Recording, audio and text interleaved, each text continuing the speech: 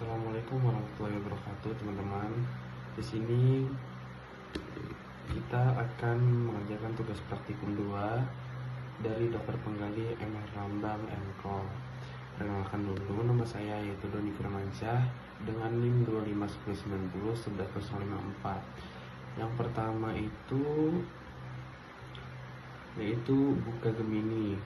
Step pertama, buatlah resume dari Gemini tentang tren artificial intelligence untuk pendidikan dokter dengan melampirkan sumber pustaka 5 tahun terakhir beserta link doi atau URL-nya. Yang kedua, apabila sudah jadi, silahkan cek di bagian pustaka mana yang ternyata halusinasi atau tidak valid dari jawaban AI tersebut. Yang ketiga, halusinasi dapat berupa judul yang berbeda, judul yang tidak ada, penulis yang beda, serta doi yang tidak ditemukan, dan lain-lain.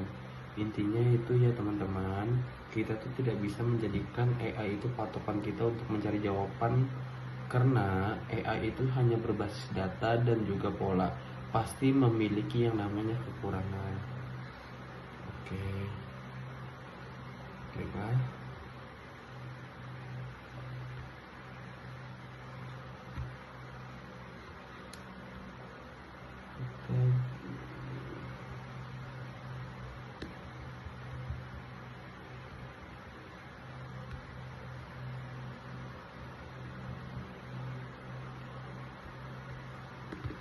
Kita buka Gemini-nya dulu ya guys.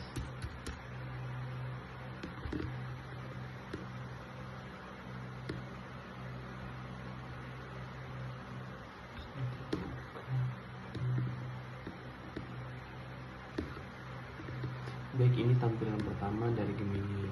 Setelah itu kita query dan kita salin apa yang ingin kita cari seperti ini.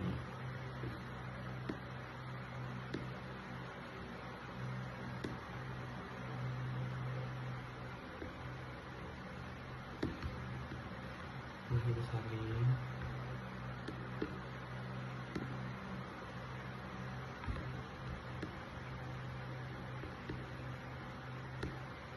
Kita buka Gemini itu tadi, lalu kita tempel.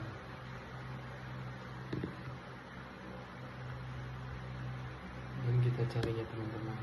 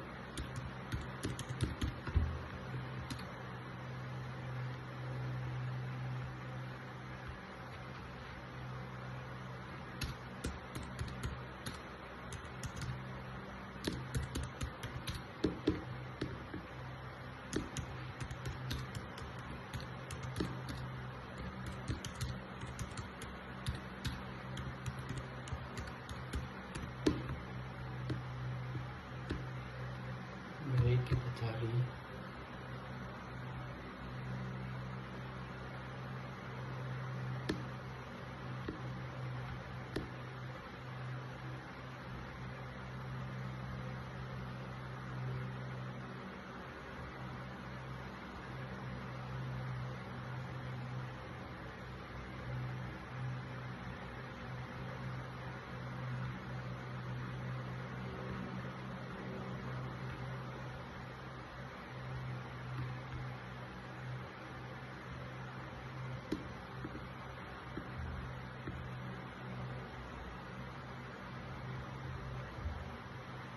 Yang pertama yaitu ada jurnal dari tahun 2022.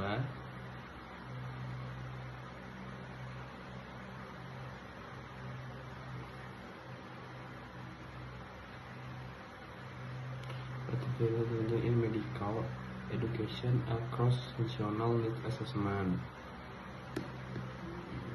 Tidak ada linknya ya guys, bisa kita lihat. Kita tidak bisa menjadikan AI ini sebagai patokan karena memiliki kekurangan. Nah, yang kedua itu ada korelasi penggunaan artificial intelligence dengan nilai modul keterampilan belajar, komunikasi, dan informasi teknologi mahasiswa kedokteran. Ingat ya teman-teman, mari kita cocokkan.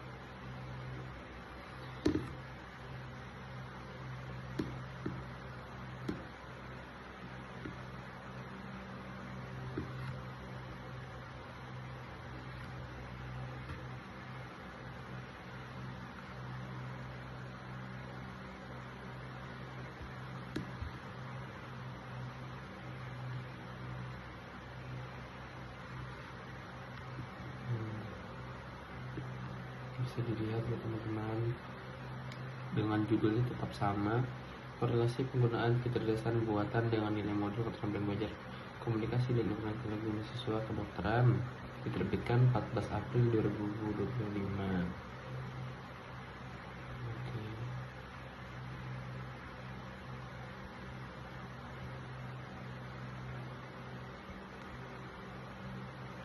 Bisa kita cocokkan ya guys. Diterbitkan oleh Medical Scope Journal.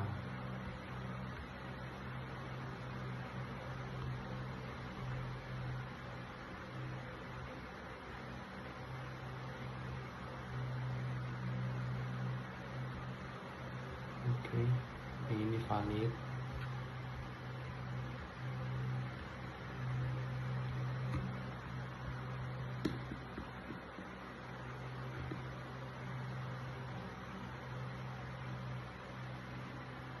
Ada juga selanjutnya teman-teman, tidak ada linknya. Nah, yang selanjutnya yaitu berjudul peran artificial intelligence pada perkembangan penerapan multimedia dalam berbagai bidang, systematic literature review. Boleh kita lihat teman-teman.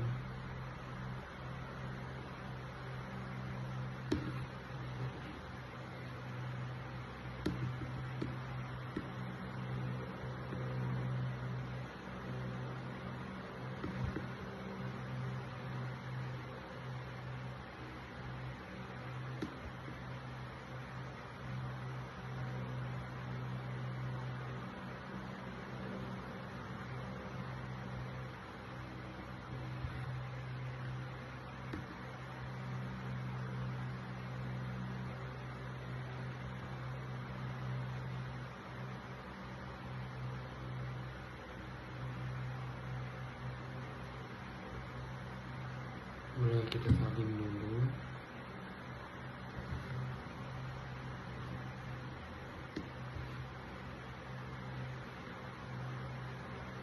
Kita cocokkan dengan judul yang kita temukan di Gemini tadi.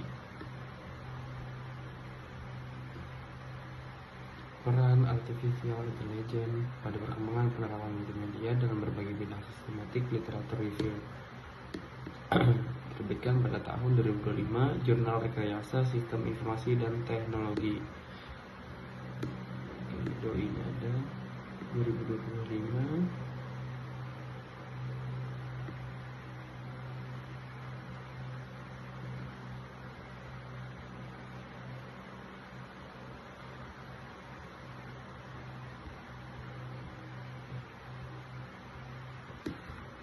Ini valid ya teman-teman.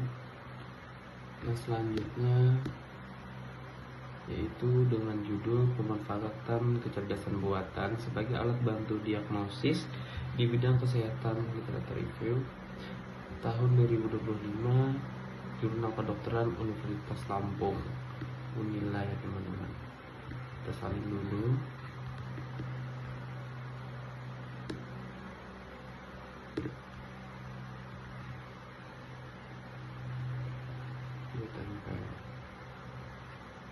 Nah, ini teman-teman, tidak dapat ditemukan.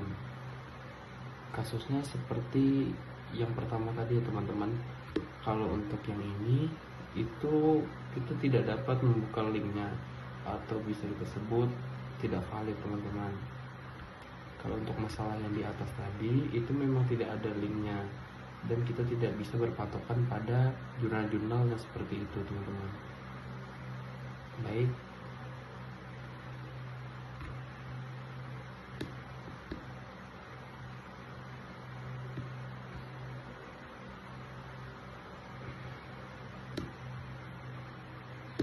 tugas selanjutnya yaitu buka Google Scholar. Yaitu yang pertama kita mencari 5 judul artikel dalam 5 tahun terakhir yang membahas tentang artificial intelligence dan pendidikan dokter atau medical education. Dan saya di sini akan mengambil tema yaitu pendidikan dokter. Boleh kita salin dulu untuk nantinya.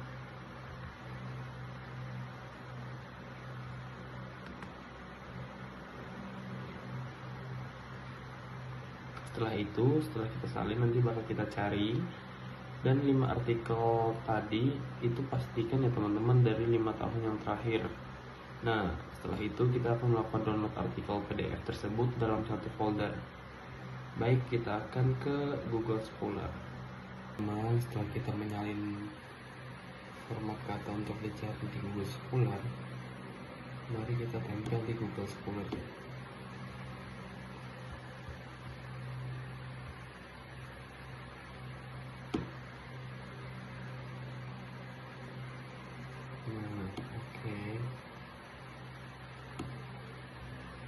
Dan jangan lupa ya teman-teman, jurnal yang kita pakai ini adalah 5 jurnal 5 tahun terakhir, yaitu jurnal pada tahun 2020, 2021, 2022, 2023 hingga 2025 tentang pendidikan dokter.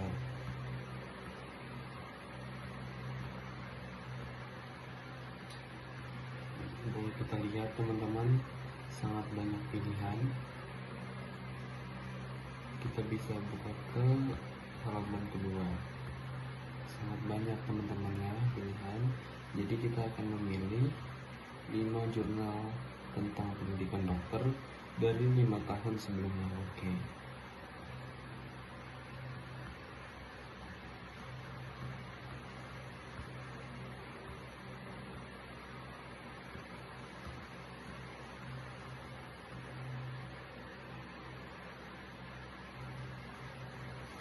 Yang pertama, saya akan memilih analisis etis dan yuridis terstruktur dalam sistem pendidikan kedokteran spesialis tahun 2025 Hang Tuah.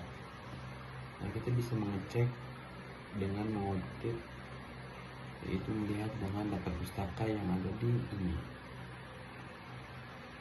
Oke. Pastikan udah betul ya teman-teman. Bisa kita download.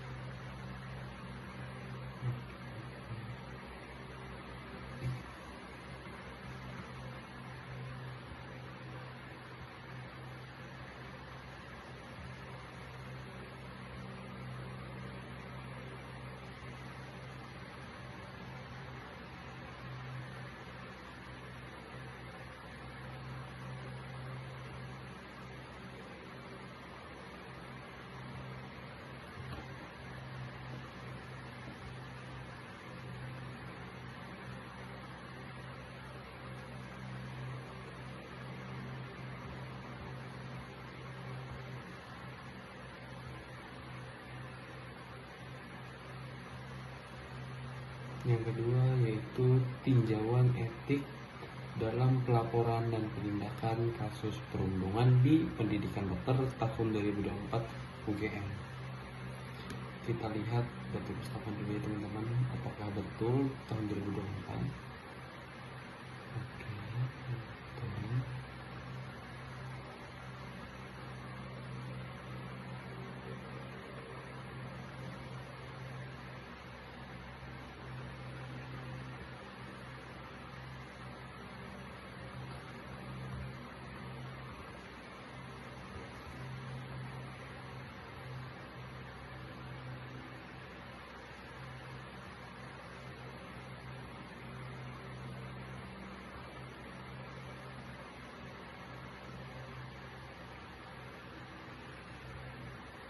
Yang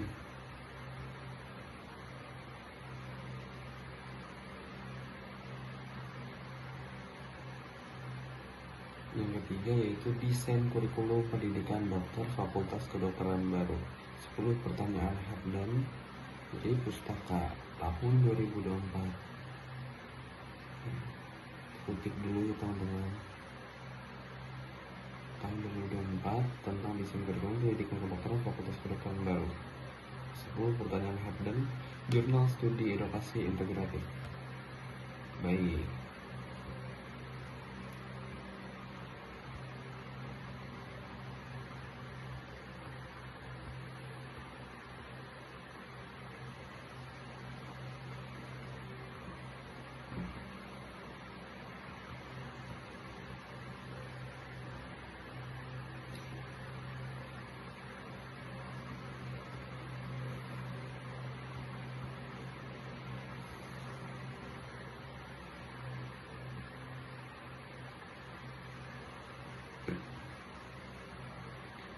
Yang keempat, saya memilih jurnal implementasi e-learning di pendidikan kedokteran, permasalahan pada aspek manusia, organisasi, dan juga teknologi, MDP ACID tahun 2022. Boleh kita kutip dulu ya teman-teman. Surawarana Dirgahayu T.N. Hendrik H. 2022. Implementasi e-learning di pendidikan kedokteran, permasalahan pada aspek manusia, organisasi, dan teknologi, Jurnal Teknik Informatika dan Sistem Informasi. Oke.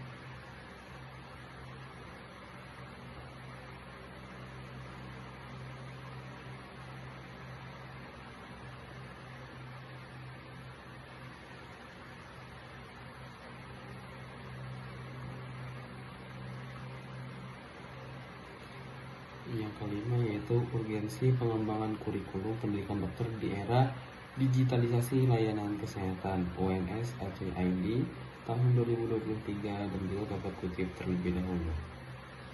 Herlambang PM dan Budianti RT tahun 2023, urgensi pengembangan kurikulum pendidikan kedokteran di era digitalisasi layanan kesehatan, Smart Society Empowerment Journal. Oke.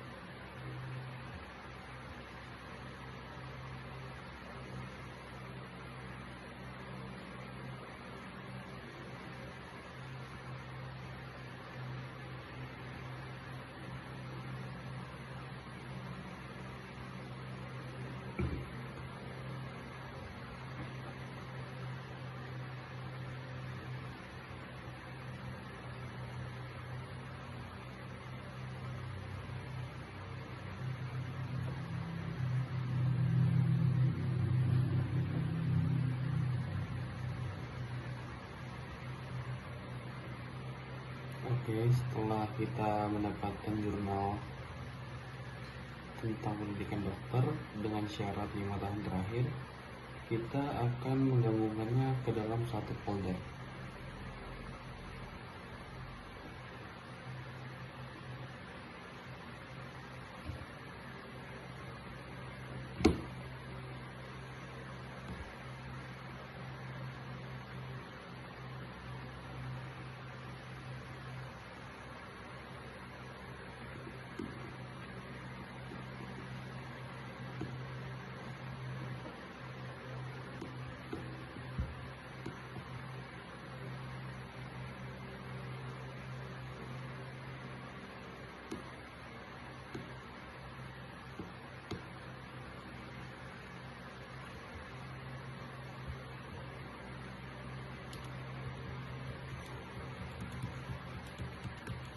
Di sini saya menambahkan folder saya dengan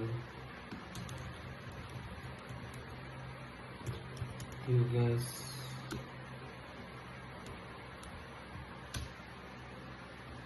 dua tiga saja. Oke.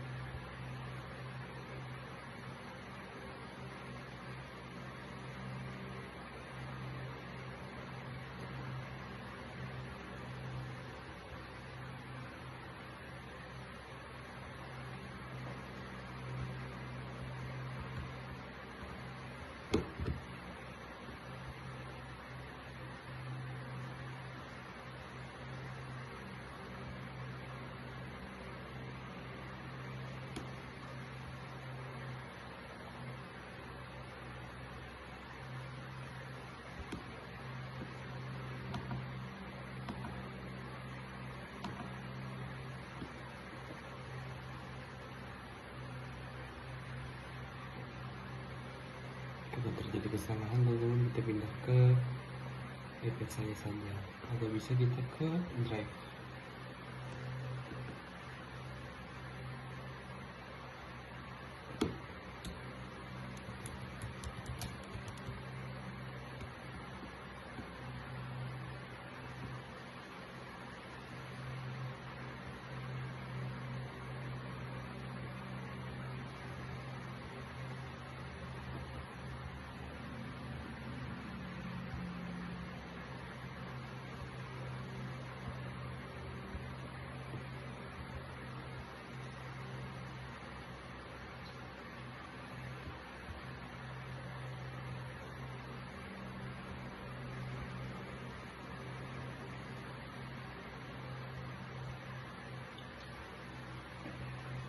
Udah teman-teman ya, satu file. Selanjutnya pindahkan satu persatu.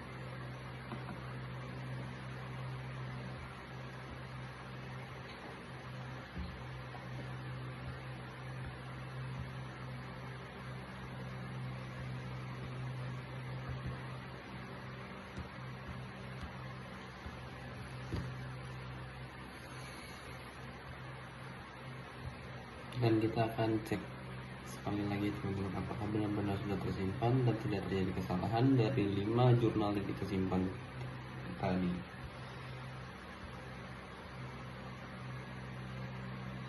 Saya tadi menyimpannya di drive teman-teman dengan nama tugas 23. Oke, kita bisa lihat teman-teman. Yang pertama,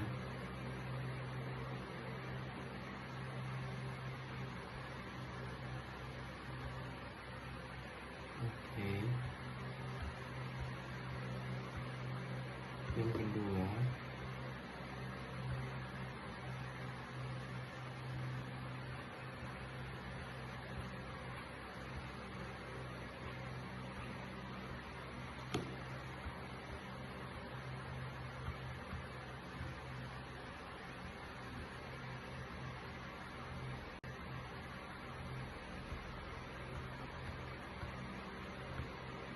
dan kita bisa cek satu-satu nanti sampai yang terakhir teman-teman. Setelah kita mencari jurnal tersebut dan mendownloadnya dan kita jadikan satu folder, yang ketiga yaitu kita akan membuka notebook LM. Nah, di notebook LM nanti kita akan buat satu notebook dengan mengupload 5 jurnal yang kita temui tadi di Google Scholar. Nah, nanti kita akan jelaskan resume dalam 5 jurnal tadi dengan 3 paragraf ya teman-teman.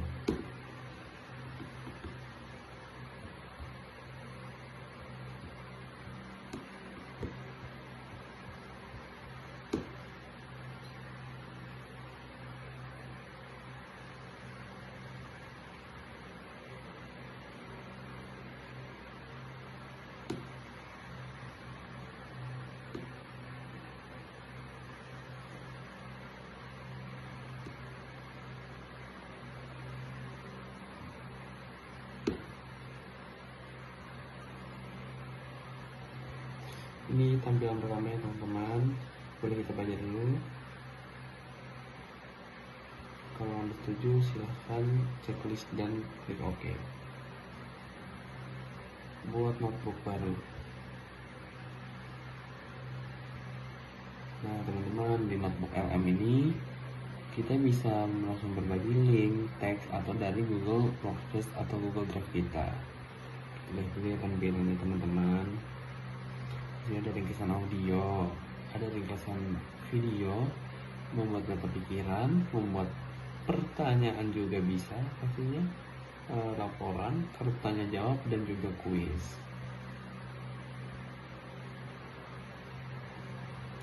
Nah, tadi kita disuruh mengupload dari 5 jurnal yang telah kita gabung dalam satu folder dari teman-temannya.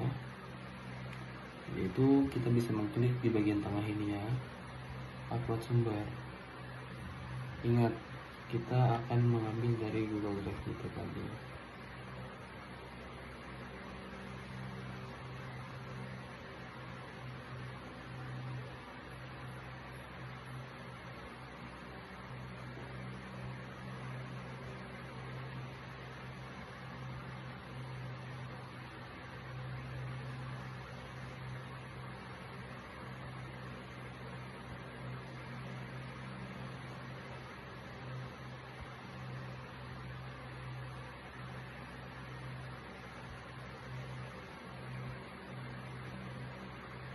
Dan juga kita bisa memilih lewat dari bawah kanan tadi, yaitu pilih file.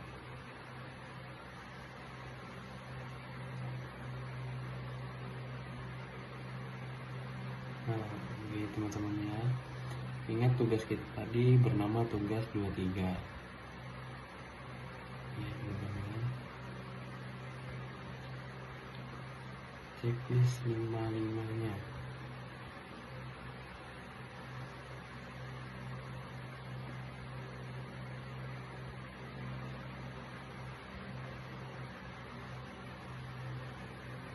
Masih diproses.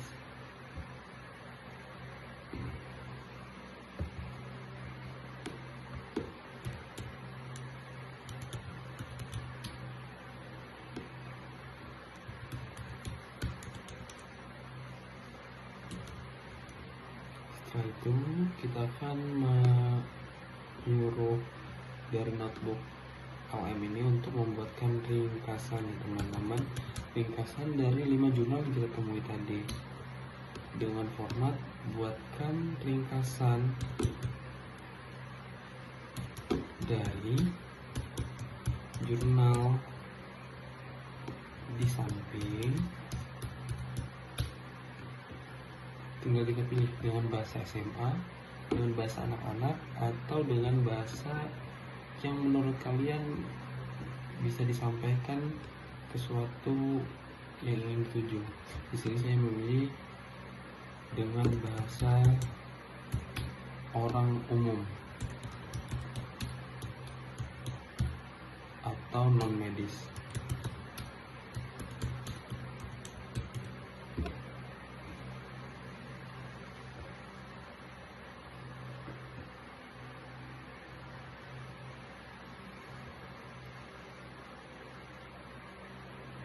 Proses ya teman-teman.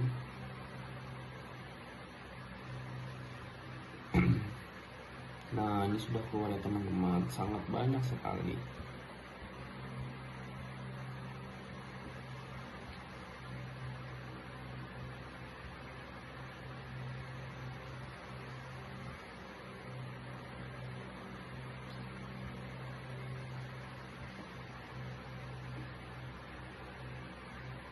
Kita bisa mengambil poin-poin intinya saja ya teman-teman.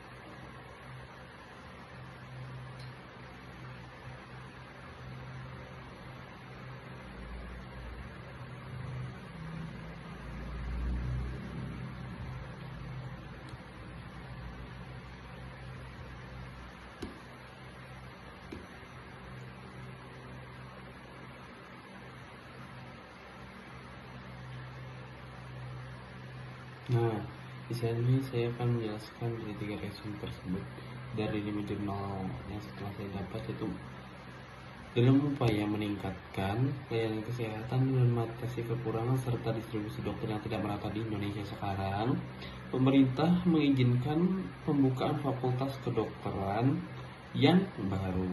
Nah, untuk apa teman-teman? untuk memastikan FK baru ini menghasilkan dokter juga yang tidak kalah berkualitas. Dalam perancangan kurikulum juga harus secara sistematis. Nah, sebuah studi merekomendasikan penggunaan kerangka kerja dengan 10 pertanyaan. Harden yang terkenal, kerangka ini berfungsi sebagai panduan untuk merancang kurikulum secara terorganisir supaya terarah ya teman-teman, mulai dari tujuan, pembelajaran, konten, metode pengajaran hingga evaluasi. Poin-poin yang penting di kurikulum yang diusulkan ini adalah yang pertama, fokus pada kebutuhan masyarakat. Kenapa fokusnya pada kebutuhan masyarakat? Lulusan kita atau lulusan fakultas kedokteran baru diharapkan bisa untuk memenuhi kebutuhan layanan kemasyarakatan yang tidak merata seperti di Indonesia sekarang. Yang kedua, belajar berdasarkan hasil atau outcomes oriented. Kurikulum harus beralih dari sekedar fokus pada proses pengajaran menjadi pada fokus pada hasil nyata yang harus dicapai lulusannya. Yang ketiga, pembelajaran berulang atau bisa disebut kurikulum yang spiral. Materi pelajaran sebaiknya diulang secara berkala dan berkepanjangan semasa studi perkuliahan kedokteran. Nah, yang selanjutnya itu pendekatan modern. Kurikulum juga harus mengadopsi strategi pembelajaran modern yang fleksibel dan berpusat pada mahasiswa seperti yang pernah kita pelajari, yaitu student centered learning dan juga problem based learning, khususnya untuk anak-anak kedokteran. Kita ambil poin pentingnya saja ya.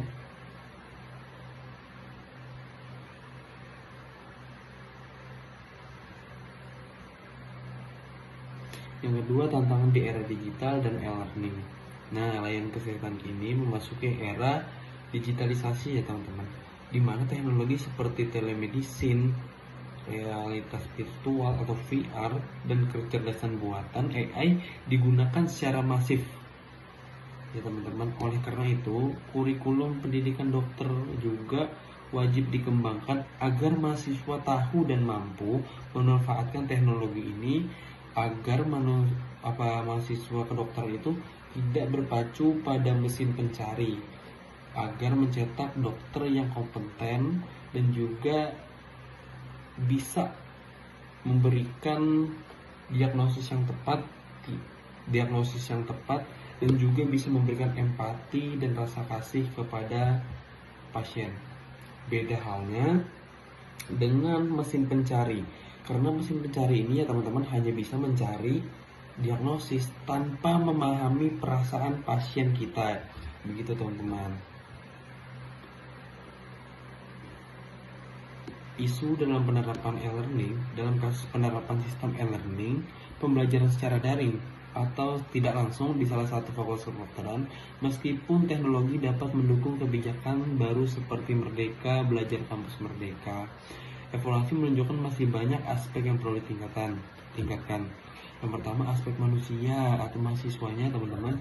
Banyak mahasiswa kesulitan membagi waktu karena jadwal kuliah daring sering sekali bertabrakan dengan jadwal kampus masing-masing. Nah, mereka juga merasa tugas yang diberikan itu terlalu banyak. Bahkan kualitas layanan sistem yang baik tidak terlalu berdampak pada kepuasan pengguna apabila beban tugas tetap memberatkan mahasiswa tersebut. Ketiga, aspek teknologi. Penggunaan mengeluhkan sistem yang menggunakan dua platform, yaitu Moodle dan Panopoto, yang belum terintegrasi sehingga harus login 2 kali. Selain itu, video materi kuliah dianggap terlalu panjang, diambil dari rekaman kuliah reguler, dan tidak bisa diunduh, memaksa mahasiswa selalu menggunakan akses internet untuk meninjau materi. Yang ketiga itu masalah serius perundungan dan pendidikan dokter. Ini sangat sering terjadi ya teman-teman. Makanya kita tuh tidak boleh ya untuk melakukan pembulian, perundungan, karena kita ini sesama dokter di masa depan ya teman-teman. Karena dokter itu tidak boleh yang namanya membuli. Kenapa? Karena di saat kita mengabdi atau di saat kita udah menjadi dokter, beberapa kasus itu kita tuh membutuhkan yang namanya koneksi dengan teman sejawat atau dengan kakak kelas kita. Makanya teman-teman dari sekarang hindarilah yang namanya membuli, apalagi sampai menyebabkan kematian. Nah, pembulian atau perundungan yang terjadi di dunia kedokteran terutama pada program dokter spesialis dan mahasiswa yang sedang praktik klinis atau koas. Nah, fakta dan karakteristik perundungan struktural dan hierarkis. Perundungan ini berarti mengangkat kuat dalam struktur yang hierarki. Kekuasaan antara senior dan juga konsulen atau junior itu sangat timpang ya teman-teman.